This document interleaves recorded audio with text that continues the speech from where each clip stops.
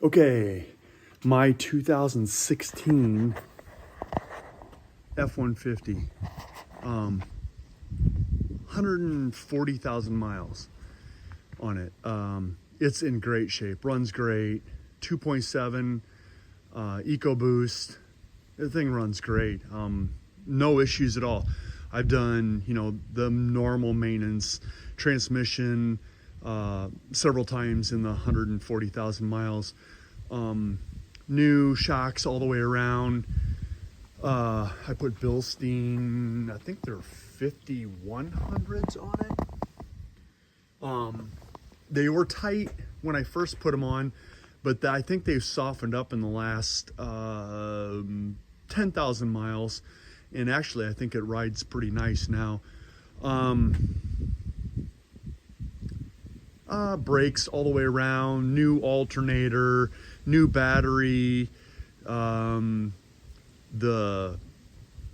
pulley on the front of the crank had an issue 2 years ago and replaced that. But overall, I mean, the truck is in really good shape. There's just nothing wrong with it.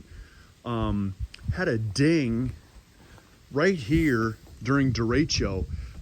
Something steel came in and hit this and put a great big crease in this. It caved it all in, and took it to my cousin, ex-cousin Scott Peckingham, and he pulled that out a little bit and welded that.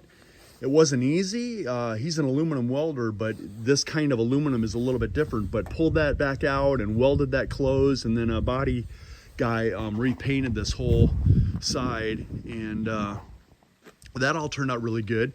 And then here 3 weeks ago, yeah, I did that. I was not paying attention, backing into the drive right to this spot, and I was actually distracted in the cab for another reason, and backed into the corner of the garage, darn it. But so this is the result of it, and I put this I put a couple pictures on Facebook, and I don't know if people are kidding or if people are serious, but there were more than one post that said it's totaled. And it's like, the truck has 40,000 miles on it. It's a 2016 four-wheel drive, great maintenance on it, and the truck is totaled because of that. So this is how much I can flex this. I don't know if you can see that very well or not. I can flex that. So I'm not sure if, if we put a tool on the back side of that and push on that, or, a professional dent remover guy with his tools and his equipment can't pull that back out. And if it's split, I can probably have my buddy Scott re-weld that. And if this opens up right here a little bit, same thing, we can weld that and get that back. But yeah, so that's that in the bumper. But the bumper had a little bit of rust coming through on it, so I'm not against replacing that and having a new bumper painted, and either scuff this back out. I don't know if that'll pop back down. Yeah, actually it does. It's sitting on there.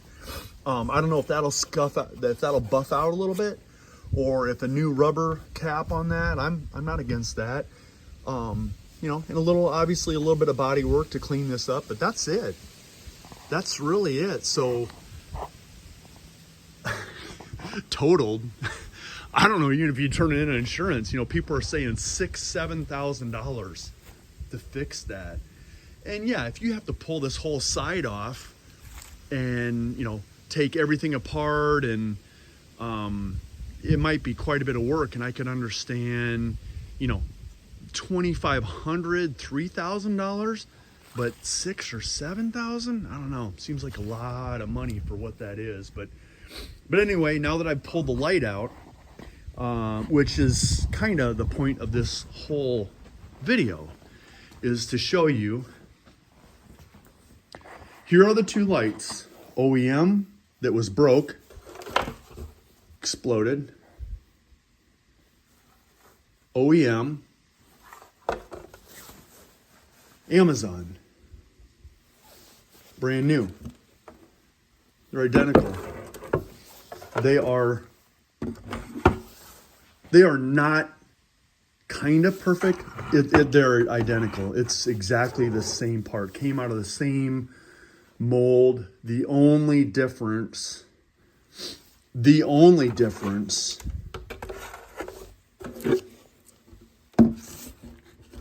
is this one has the Ford logo on it.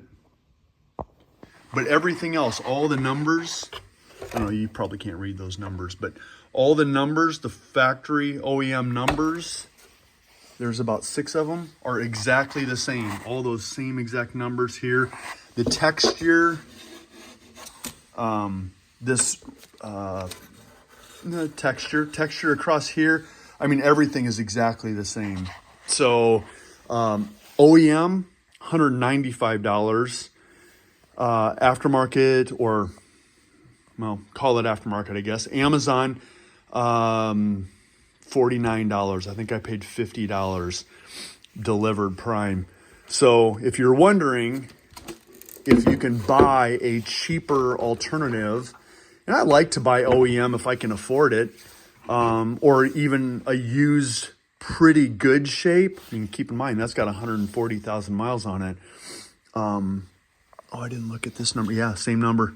Same exact number across here. That's here. Yeah, same exact part. So yeah, I mean, I was skeptical. Gosh, do I really want to put an Amazon item on my truck? But yeah, it's fine. It is the same exact part. So that's what's going in tonight. And I have no question about it fitting, looking, or anything. So save myself $100 there. And yeah, I think I will run this over to Scott and see if he can't pull that back out. And I don't know, even if he can't pull it out, or if, I don't know, if it just comes apart, if it just destroys it trying to pop that back out. But it's only got to move that, 1.5 inches, and that's going to be right back where it needs to be.